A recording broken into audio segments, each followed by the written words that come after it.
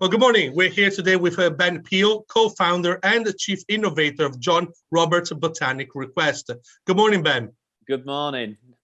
So can you please introduce yourself and John Roberts Botanic Request, please? Well, as you said, I'm Ben Peel. My background is I've been in hospitality for, it's funny, everybody who says this, 15 years. 15 years seems to be the golden number in hospitality before it breaks you or lures you into somewhere else. So I've been in hospitality for 15 years.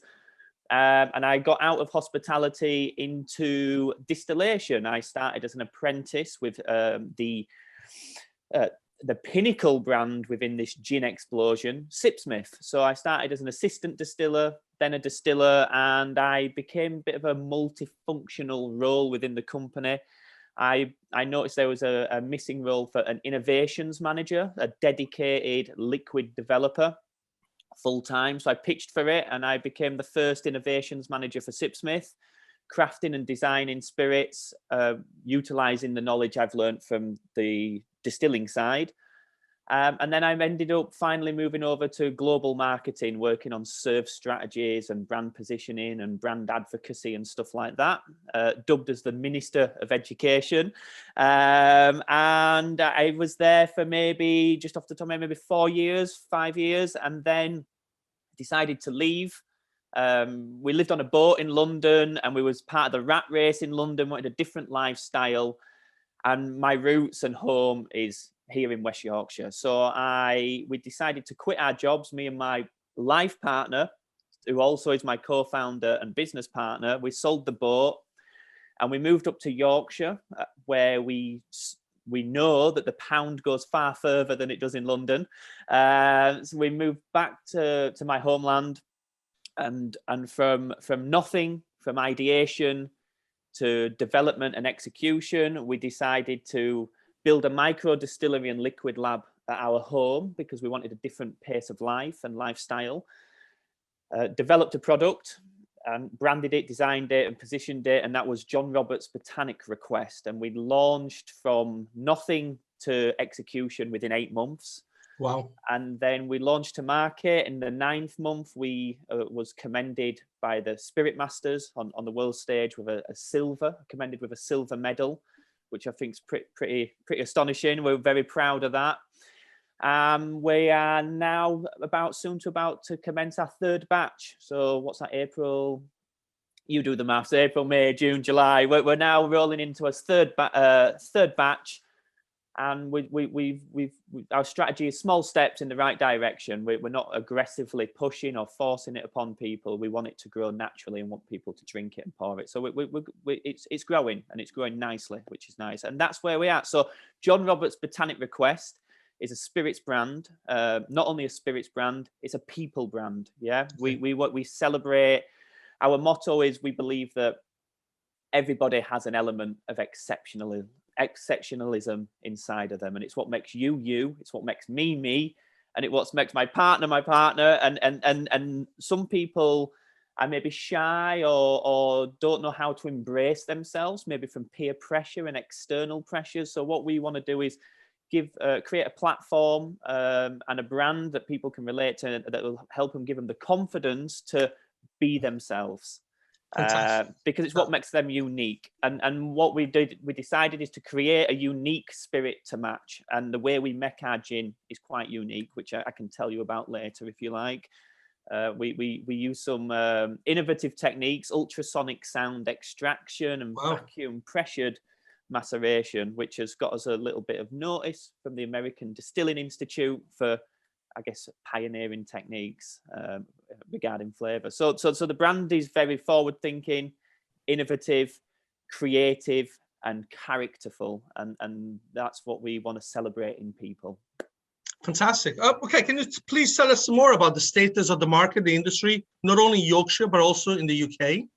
Well, the gin explosion or renaissance that they talk about originally started from Sipsmith about 12 years ago, because they changed a law to allow craft distillation to happen, which means you can get a license, I can get a license. We don't have to be a major £1 million company to start a brand. So they kicked down the door. the floodgates opened. 12 years later, obviously, we're late to the party, but the party's still going, that's for sure. So the state of the market is very noisy, very saturated, and very crowded now. So what we notice, even here in Yorkshire, is everybody's got a local distillery. It's almost like a local baker's, a local butcher's. Every town or village has their local gin. So when we did our research and marketing, our research for our development and design of our brand and brand positioning, we noticed a pattern emerging across the category. So every brand was very similar. Every brand's story was very similar. Every brand's origin was very similar. Their font type, it started becoming homogenized, right? Okay. And so we came up with this thing that identity is lost when things become identical, right? And an example of this is when I Googled an alarm company for our distillery, I thought, I know nothing about the alarm industry, but I know about marketing. So I Googled alarm companies, Yorkshire. The first page, everybody's tagline is UK's premier leading #1 alarm company. But yet there's 12 companies on the page. So one of them is a 2-man father and son company. One of them is a multinational alarm brand. How can they be all UK's #1 leading premium premier? And it was the same buzzwords. And it's almost like they all work for the same company because they've got the same marketing technique. Now, this made me aware that within my industry, the gin industry, everybody was small batch, craft, premium. And they all use these 3 tag words. And the reason being with the alarm company and the gin industry, there is no law on what you can say. Yeah. So there is no law that defines craft. There's no law that defines premiumization, and there's no law that defines small batch. It's all relative to your opinion. If I make 3 bottles, it's small batch. But if I make 10,000 bottles, it's still small batch compared to the bigger brands. So there was a lot of consumers getting duped by this, and still are. So once we started seeing this market all taking the same path as the alarm industry, we realized then we didn't want to create a brand that screams small batch, craft, premium, because our identity would be lost because we're becoming identical. So there's a you will know, I guess, from business, when people zig, you need to zag, and that's how it works. So you will not find them titles on our bottles, even though it is small batch, it's premium and craft. We have changed our language with our brand and stuff to define ourselves within this noise. It's like if everybody's shouting, the quietest person in the room stands out. And if everybody's quiet, the one shouting stands out. So we did a double negative, a U-turn to what the industry is saying. So that the state of the industry at the moment is there's a lot of people having a go. There's a lot of people as well that are just quit their jobs. They've done a gin blending class and they think, well, I can do this. And they will remortgage their house or get a loan, start a business. Yeah. And just because they've started their own business, they're now a master distiller. Even though there's no time spent learning the mastery. They're premium, even though they can't dictate what makes their liquid superior, as a premium product. And it's craft and small batch. So all of a sudden they've entered the market with the same playing field as people that have served time, have learned the skills and stuff like that. So it's become very homogenized. So finding brand definition within this category is difficult. But it's doable. So that's my opinion on the category at the moment. The only other analogy I could think is like Pink Floyd's Another Brick in the Wall. I don't know if you've seen the video of it. They're all coming out of the school exactly the same. That's what I'm seeing with the category. And there's a few brands now that are cutting through and doing stuff different. So that's my opinion of the category at the moment. I completely agree, and it is very important to differentiate yourself, and which is exactly what you guys are doing. Thank you. Where do you see John Roberts Botanic Request in the next couple of years, and what would you need to reach those objectives?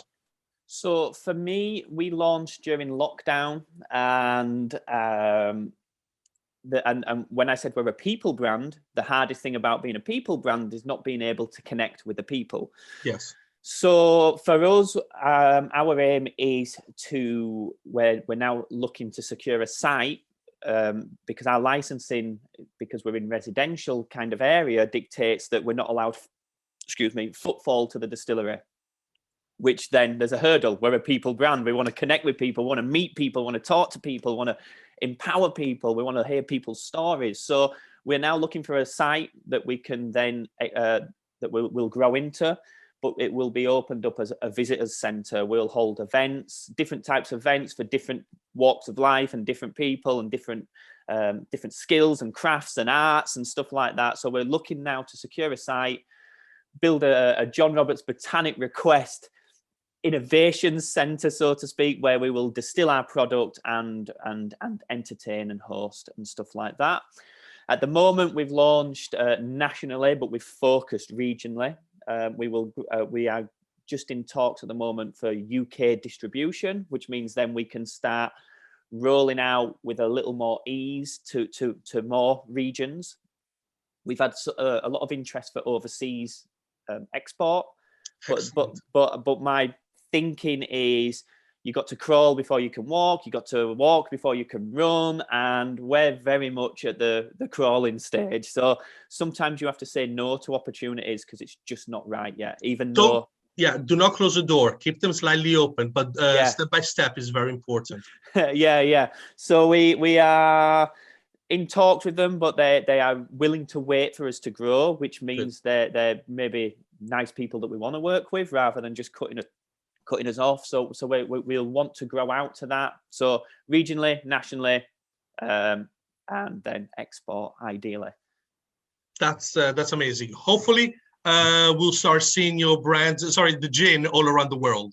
Yeah, that's the key. That would be very nice. Yeah. Ben, it's been a pleasure. Thank you very much. And if you would like to know more, please contact Ben directly at John Roberts Botanic Request website. Thank you very much, Ben.